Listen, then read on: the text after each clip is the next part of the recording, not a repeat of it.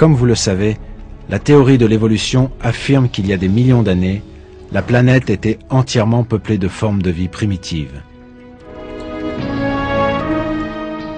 Pourtant, les fossiles nous disent exactement le contraire. Comme vous l'avez vu tout au long de ce documentaire, les créatures vivantes qui ont existé il y a des centaines de millions d'années sont parfaitement visibles aujourd'hui. Et contrairement à ce que les évolutionnistes affirment, elles n'ont rien de primitif.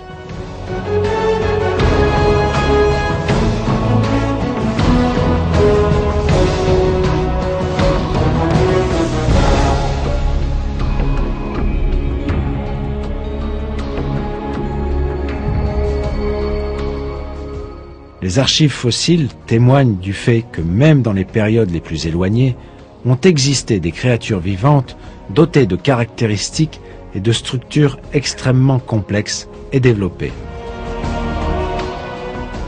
Si l'on examine minutieusement les preuves conservées dans les fossiles, nous pouvons constater que ces créatures possèdent un corps, des organes et des squelettes identiques dans les moindres détails aux spécimens actuels.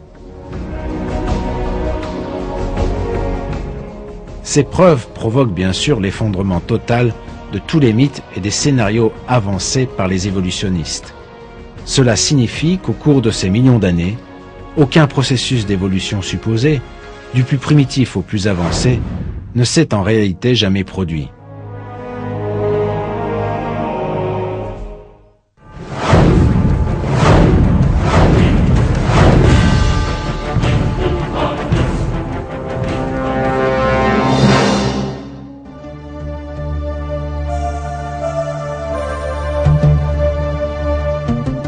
Selon la théorie de l'évolution, pendant des périodes incommensurables, toutes les créatures vivantes sont descendues les unes des autres en évoluant petit à petit.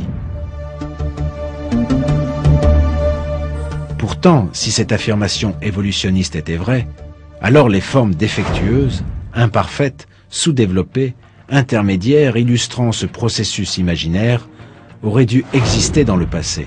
Par exemple, les créatures mi-poisson, mi-reptiles auraient dû exister, ayant acquis certaines caractéristiques reptiliennes tout en conservant celles des poissons.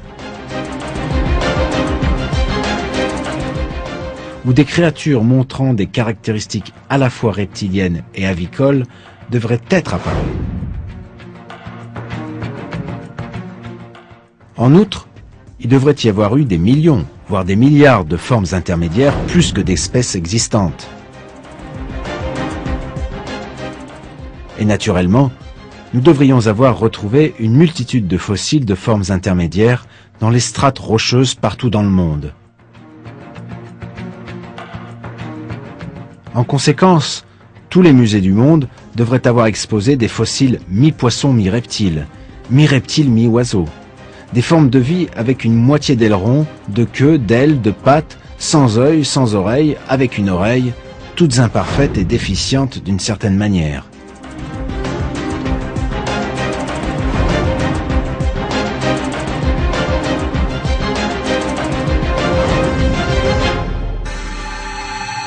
Darwin, bien conscient de cette réalité, a écrit ceci dans L'origine des espèces.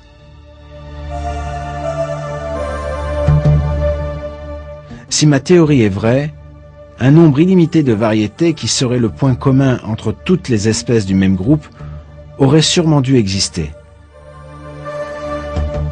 Par conséquent, la preuve de leur existence peut être trouvée seulement parmi les fossiles.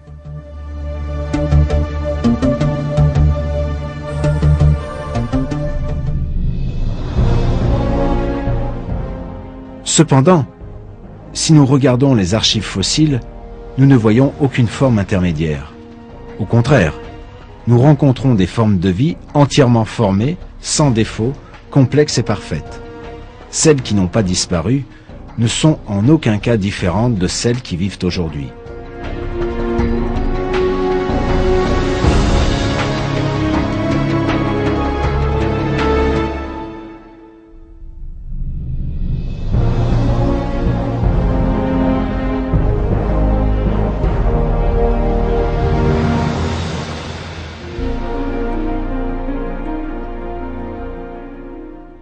Darwin s'est également rendu compte de l'absence totale de formes intermédiaires qu'il avait imaginées.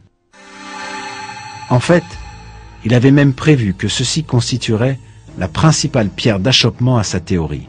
Il a donc écrit ceci dans le chapitre intitulé « Des difficultés de la théorie » dans son livre « L'origine des espèces ». Pourquoi, si les espèces descendent d'autres espèces par des gradations insensiblement fines, ne trouve-t-on pas partout des formes transitionnelles? Pourquoi la nature ne baigne-t-elle pas dans la confusion au lieu d'avoir, comme tel est le cas, des espèces bien définies? Cependant, comme cette théorie nous indique l'existence certaine d'innombrables formes transitionnelles, pourquoi ne les trouve-t-on pas partout dans la croûte terrestre? Pourquoi chaque formation géologique et chaque strate ne regorge-t-elle pas de chaînons manquants? La géologie, assurément, ne doit pas révéler une chaîne organique si finement progressive. Et ceci est peut-être la critique la plus manifeste et la plus grave qui puisse être opposée à ma théorie.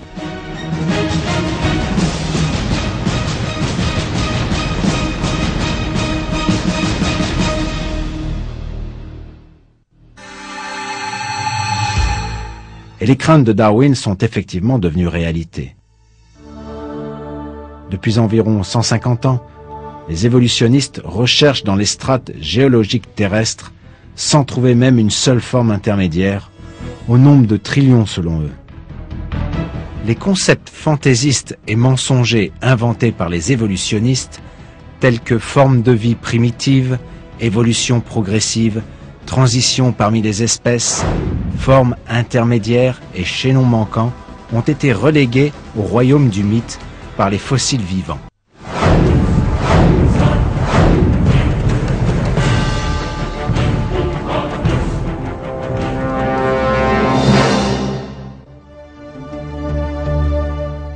Confronté à ce dilemme, la seule explication de Darwin fut que les fossiles étaient à son époque en nombre insuffisant. En établissant sa théorie, Darwin a affirmé que les espèces vivantes ont évolué les unes des autres, et si les fossiles étaient examinés, des millions de formes intermédiaires seraient découverts, dans l'espoir que ceux-ci seraient découverts en temps voulu. Toutefois, le fait est que les fossiles actuels renferment suffisamment de preuves pour faire tomber définitivement l'affirmation de Darwin. Entre l'époque de Darwin et aujourd'hui, environ 100 millions de fossiles appartenant à 250 000 espèces répertoriées par les scientifiques ont été collectés. Pourtant, il n'existe aucune forme intermédiaire parmi eux.